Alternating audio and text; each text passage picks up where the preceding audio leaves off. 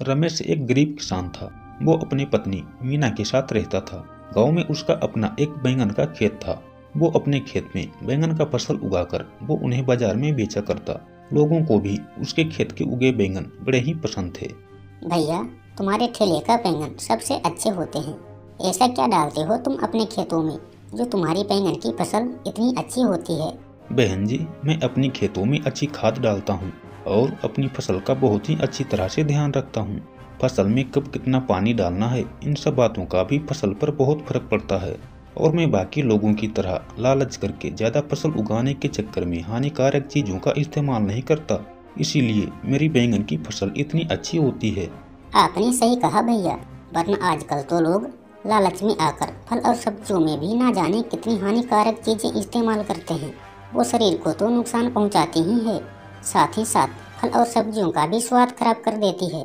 आज मैं घर जाकर बैंगन का भरता बनाऊंगी। आप मुझे 2 किलो बैंगन दे दीजिए। ऐसे ही बाजार में जो भी ग्राहक बैंगन खरीदने आता, वो रमेश के अलावा किसी भी दुकान से बैंगन नहीं खरीदता। उसी बाजार में एक और भी बैंगन वाला था, लेकिन कोई भी उससे बैंगन नहीं खरीदता था, जिस वजह से वो रमेश से बहुत जलता था। ना जाने इसकी दुकान की बैंगनों में ऐसा क्या है कि हर कोई सिर्फ इसी से बैंगन खरीदना पसंद करता है। अगर मैं कुछ ऐसा कर दूं कि इसकी खेत की सारी फसल बर्बाद हो जाए, तो लोगों को मजबूरन मुझसे ही बैंगन खरीदनी पड़ेगी। इसी बहाने मैं भी 2-4 पैसे कमा पाऊंगा। ये सोचकर मोहनलाल देर रात मौका पाकर रमेश की खेत में हानिकारक दवाइयां छिड़क देता है, जिससे सुबह तक रमेश की खेत की बैंगन का फसल पूरी तरह से खराब हो जाती है। रमेश जब सुबह उठकर अपने खेत को देखता है, तो अपने खेत की ऐसी हालत देखकर उसके होश उड़ जाते हैं। हे भगवान, ये क्या हो गया? कल शाम को जब मैं अपने खेत में खाद डाला था, तब तक तो सारी फसल बिल्कुल ठीक थी, तो फिर अचानक मेरी सारी फसल खराब कैसे हो गई? रमेश ये सोच सोचकर परेशान होता रहता है, लेकिन उसे कुछ भी समझ नहीं आता। मोहनलाल की वजह से उसकी इतनी महीनों की मेहनत खराब हो जाती है, लेकिन फिर भी रमेश हार नहीं मानता। वो फिर से मेहनत करता है और अपने खेत में बैंगन उगाता है। जैसे ही उसके खेत में फसल तैयार हो जाती है, वैसे ही उस रात मौका पाकर मोहनलाल फिर से उसके खेत में हानिकारक दवाइयां छिड़क देता है, जिससे रातों रात रमेश की बैंगन की फसल फिर से खराब हो जाती है। हे भगवान, ये मेरे साथ क्या हो रहा है?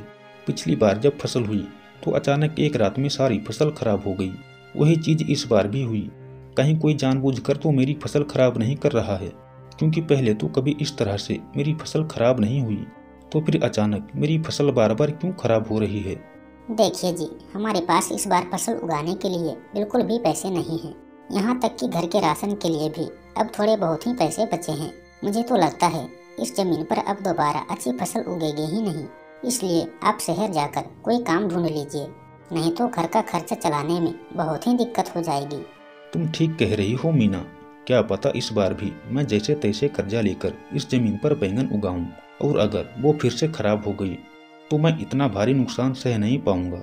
इससे अच्छा है कि मैं शहर जाकर ही कोई काम ढूंढ लूं। रमेश अब काम ढूंढने के लिए शहर की ओर निकल जाता है, लेकिन पूरा दिन इधर उधर घूमने के बाद भी उसे कहीं भी काम नहीं मिलता, जिस वजह से वो बहुत ही परेशान हो जाता है। वो जंगल के रास्ते से होते हुए वापस अपने घर लौट जाता है। क्या हुआ जी, आप इतनी जल्दी आ गए? लगता है आपको शहर में भी कोई काम नहीं मिला। हाँ मीना, मैंने कोशिश तो बहुत की, लेकिन किसी ने भी मुझे काम नहीं दिया। पता नहीं ये ऊपर वाले हमारी इतनी कठिन परीक्षा क्यों ले रही है। मुझे तो कुछ भी समझ नहीं आ रहा कि मैं अब करूं तो क्या करूं। ऐसा नहीं कहते जी, भगवान पर भरोसा रखिए, एक दिन सब ठीक हो जाएगा। चलिए अब आप जल्दी से हाथ मुंह धो लीजिए। मैंने कल के बचे हुए आलू से सब्जी और रोटी बनाई है, आप खा लीजिए। मीना और रमेश अभी बात कर ही रहे थे कि तभी बाहर से आवाज आई, भिक्षाम देहि, भिक्षाम देहि। बाबा, आप बाहर क्यों खड़े हैं? आइए आप अंदर आ जाइए। नहीं पुत्री, मुझे और भी आगे जाना है। अगर मैं यहाँ ठहरा तो मुझे बहुत देर हो जाएगी। पुत्री, हमें बहुत जोर की प्यास लगी है।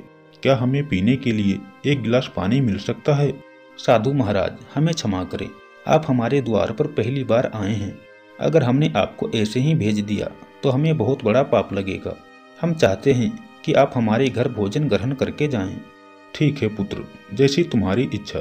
सुनिए जी, घर में सिर्फ इतना ही भोजन बचा है, ये भोजन मैंने आपके लिए रखी थी। कोई बात नहीं मीना, मैं भूखा भी रहूंगा तो चलेगा, लेकिन हमारे घर पर आए मेहमान भूखा नहीं रहना चाहिए। जाओ, ये भोजन साधु महाराज को दे आओ। रमेश और मीना दोनों मिलकर बड़े ही आदर भाव से साधु महाराज को भोजन करवाते हैं, जिससे साधु महाराज का मन तृप्त हो जाता है। बेटा, तुम दोनों ने मिलकर इतना अच्छा भोजन करवाकर मेरे मन को तृप्त कर दिया है, वरना कुछ लोग तो ऐसे होते हैं जो उनके द्वार से भी हमें खाली हाथ लौटा देते हैं, लेकिन तुम दोनों ने बड़े ही आदर भाव से हमें भोजन करवाया है। मैं तुम दोनों पति पत्नी से अति प्रसन्न हूँ। कहो, तुम दोनों मुझसे आशीर्वाद स्वरूप में क्या मांगना चाहते हो? जो तुम मांगोगे वो मैं तुम्हें अवश्य दूंगा। साधु महाराज, अगर आप हमें कुछ देना ही चाहते हैं तो मेरे खेत को फिर से हरा भरा कर दीजिए। ना जाने मेरे खेत को किसकी नज़र लग गई है। मैं जितनी बार भी अपनी खेत में फसल उगाता हूँ, उतनी बार मेरे खेत की फसल ना जाने कैसे खराब हो जाती है। बेटा, तुम चिंता मत करो, मैं तुम्हें ये जादुई बैंगन देता हूँ। ये जादुई बैंगन तुम्हारी हर मनोकामना को पूर्ण करेगी। इससे जो चाहो तुम मांग सकते हो। और रही बात तुम्हारी खेत की, तो वो फिर से पहले जैसा ही हरा भरा हो जाएगा। तुम कभी अच्छे कर्म बंद मत करना और कभी किसी को मदद करने से पीछे मत हटना। ये जादुई बैंगन सिर्फ नेक दिल लोगों की ही मदद करती है, इस बात का हमेशा ध्यान रखना। ठीक है साधु महाराज, मैं आपकी कही हुई बातों का हमेशा ध्यान रखूंगा। साधु महाराज रमेश को जादुई बैंगन देकर वहां से चले जाते हैं। तभी रमेश जादुई बैंगन से कहता है, हे जादुई बैंगन, तू मेरी खेत को पहले की तरह ही ठीक कर दो, ताकि मैं फिर से बाजार में जाकर अपनी खेत की बैंगनों को बेच सकूं और खूब सारा पैसा कमा सकूं। ठीक है रमेश, जैसा तुम चाहो, मैं अभी तुम्हारी खेत को बिल्कुल ठीक कर देती हूँ। जादुई बैंगन अपने जादू से रमेश की खेत को बिल्कुल ठीक कर देती है। रमेश अब फिर से बाजार में अपने खेत की बैंगन बेचने शुरू कर देता है। अब रमेश को किसी भी चीज की कमी नहीं थी। वह खुशी खुशी अपना जीवन गुजारने लगता है।